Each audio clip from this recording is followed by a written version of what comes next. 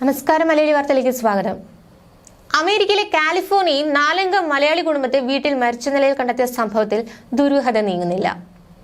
Pattathanam Vikas Nagar സ്നേഹയിൽ Anand Sujith Henry ഭാര്യ Alice പ്രിയങ്കയെ വെടിവെച്ച് കൊലപ്പെടുത്തി സ്വയം ജീവനൊടുക്കിയെന്നാണ് പോലീസ് സംശയിക്കുന്നത്.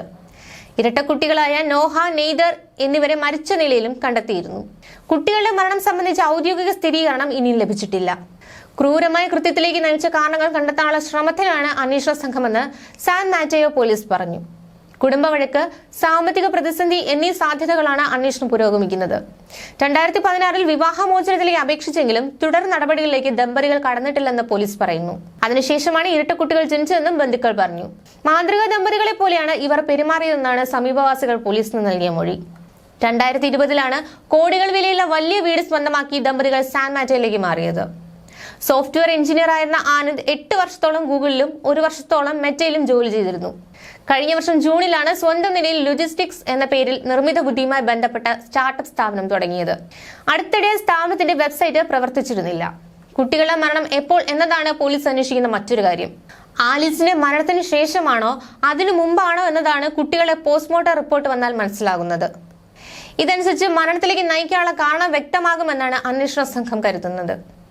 മരണവാർത്ത അറിഞ്ഞ ആനന്ദിന്റെ 2 സഹോദരങ്ങൾ US-ൽ എത്തിയിട്ടുണ്ട്. ആനന്ദും ഭാര്യ ആലിസും മരിച്ചത് വെടിയേറ്റാണെന്ന് പോലീസ് സ്ഥിരീകരിച്ചു. ഇരുവരുടെയും മൃതദേഹങ്ങൾ കണ്ടെത്തിയതിന് ബാത്റൂമിലായിരുന്നു. വെടിയേറ്റതിന്റെ മുറിവുകൾ ഇവരുടെ ശരീരത്തിലുണ്ടായിരുന്നു. മൃതദേഹങ്ങൾക്കരികിൽ നിന്ന് പിസ്റ്റളും വെടിയുണ്ടകളും കണ്ടെടുത്തു. മക്കളായ നോഹയും നെയ്തറിനെയും കിടപ്പുമുറിയിൽ മരിച്ച നിലയിലാണ് കണ്ടെത്തിയത്. കുട്ടികളുടെ ശരീരത്തിൽ വെടിയേറ്റിന്റെ മുറിവുകൾ ഉണ്ടായിരുന്നില്ല. വീട്ടിൽ നിന്ന് പുറത്ത് ആരെങ്കിലും അതിക്രമിച്ചു കടന്നതിന്റെ ലക്ഷണങ്ങളും ഉണ്ടായിരുന്നില്ല. സംഭവത്തിൽ വിശദമായ അന്വേഷണം ആരംഭിച്ചതായും സാൻ മാറ്റയോ പോലീസ് അറിയിച്ചിരുന്നു.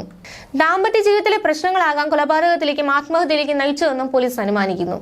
മകളെ ഫോണിൽ ബന്ധപ്പെടാൻ കഴിയാത്തതിനാൽ ആലിസിന്റെ മാതാവ് കാലിഫോർണിയയിലെ കുടുംബ സുഹൃത്തിനെ വിളിക്കുകയും തുടർന്ന് പോലീസിനെ അറിയിക്കുകയുമായിരുന്നു.